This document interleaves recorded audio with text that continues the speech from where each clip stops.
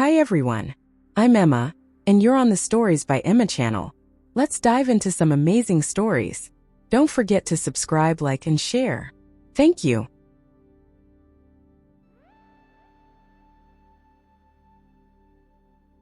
The Secret of the Alley. Walking home late from work, Sasha took a shortcut through a dimly lit alley, a path she usually avoided. Tonight something felt different. The air was unusually cold, and the soft hum of the city faded behind her, replaced by the eerie silence of the narrow street. As she walked, her eyes caught a glimpse of something, a shadow moving swiftly in the distance. Her heart raced, but she reassured herself it was just a stray cat or the wind playing tricks on her. A loud clatter echoed behind her, making her stop in her tracks. She whipped around, eyes wide, scanning the darkness for the source. There was no one there, just the faint sound of metal hitting the ground. Sasha quickened her pace, her footsteps echoing against the pavement, but no matter how fast she walked, it felt like something or someone was watching her. She could feel the weight of unseen eyes. As she approached the end of the alley, a flash of movement caught her attention. A figure darted across her path, disappearing behind an old, abandoned building. Instinctively, she slowed down. Her curiosity piqued despite her fear. Who would be out here at this hour? She glanced over her shoulder once more but saw nothing. With her heart pounding, Sasha hesitated before following the figure. Rounding the corner, she found herself in front of a dilapidated door, slightly ajar, as if inviting her inside. Against her better judgment, she pushed it open. The smell of damp wood and mildew filled her senses as she stepped into the dark room. Her eyes slowly adjusted, revealing a small, cluttered space filled with old furniture and dusty boxes. In the center of the room stood a table with a single candle flickering softly. On the table lay a folder, its edges worn and pages yellowed with age. Sasha cautiously approached and opened it. Inside were old newspaper clippings about missing persons, all from the same neighborhood. The dates spanned over 3 decades, and as she flipped through the articles, a cold realization hit her. Many of the names were familiar.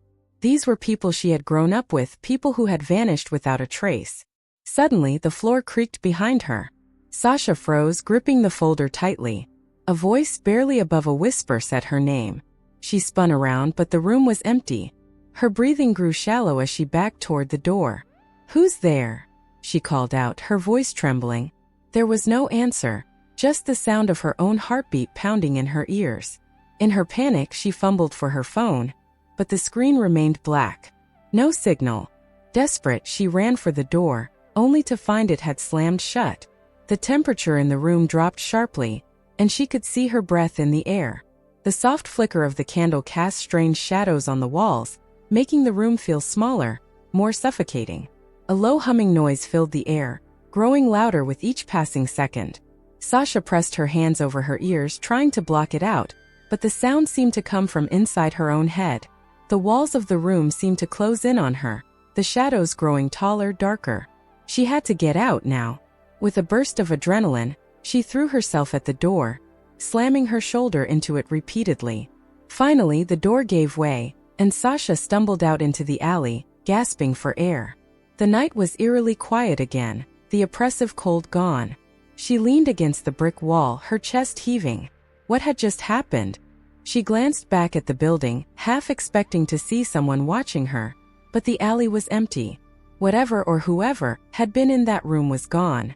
Shaking, Sasha forced herself to walk, though every step felt like a struggle. Her mind raced with unanswered questions. Why was her name in that folder? Who else knew about the disappearances? She needed answers, but she couldn't do it alone. She would go to the police in the morning. For now, she just wanted to get home, away from the alley and its secrets. As she reached the corner of her street, the familiar sound of a car passing by brought her some comfort. But when she looked up, she saw a man standing across the road, watching her intently. His face was partially obscured by the shadows, but she recognized him from the photos in the folder. He was one of the missing people, someone who had disappeared over 10 years ago. Sasha's blood ran cold as their eyes met. He made no move to come closer, just stood there, unmoving, as if waiting for her to make the first move. Panic surged through her veins, and without thinking, she turned and ran. She sprinted the last few blocks to her apartment, her lungs burning by the time she reached the front door. Slamming it behind her, she locked every bolt and chain. Inside, the safety of her home did little to calm her nerves. She paced back and forth, replaying the night's events in her mind. How could that man be alive? Where had he been all these years? And more importantly, why was he watching her? She pulled out the folder again, flipping through the names, looking for any clue that might explain what was happening. Just as she began to piece things together, her phone rang, the sound startling her. She hesitated before answering, her hand trembling as she brought the phone to her ear. "Hello." There was silence on the other end, followed by the faint sound of breathing. Then, in a voice barely above a whisper, the same voice that had called her name in the room said, "You're next." The line went dead. Sasha stood frozen, the phone slipping from her grasp and crashing to the floor. She stared at the fallen device, heart pounding in her chest. There was no escape. Whatever force had claimed the lives of so many others was coming for her. And this time, she knew it wouldn't stop until it had her too.